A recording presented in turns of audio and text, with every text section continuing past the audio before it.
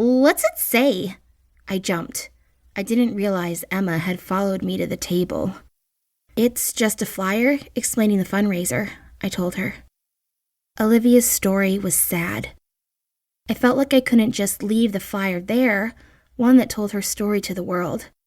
I wanted to contribute in some way, but I didn't have any money on me, so I simply folded the paper up and slid it in my pocket, hoping that would show I cared.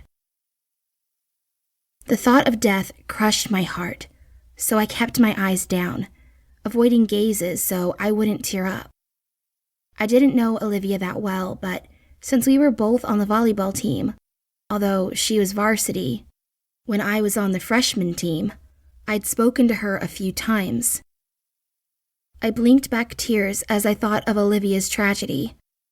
The whole idea of death brought a lump to my throat and resurfaced memories that I thought I'd gotten over.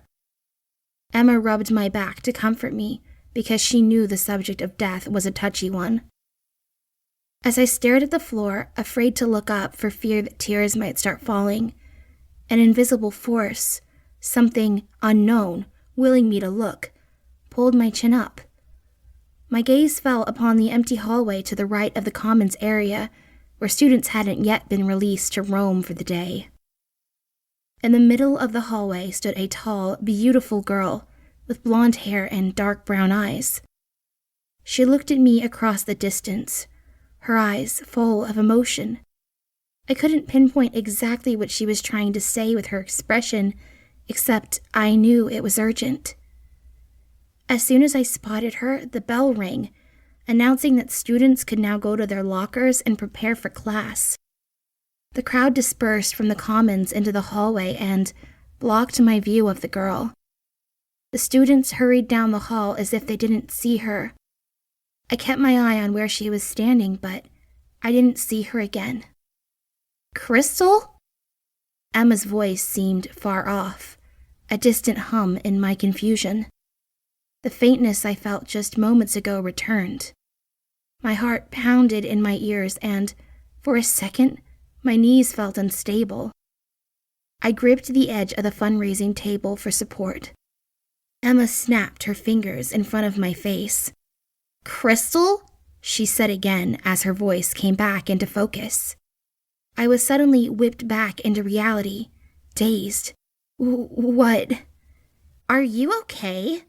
Emma asked with a tone of serious concern. You look like you've seen a ghost. I let the statement sink in for a moment. Yeah, I said, but I wasn't answering her initial question. I was agreeing with her latter statement. But I didn't see a ghost. I couldn't have.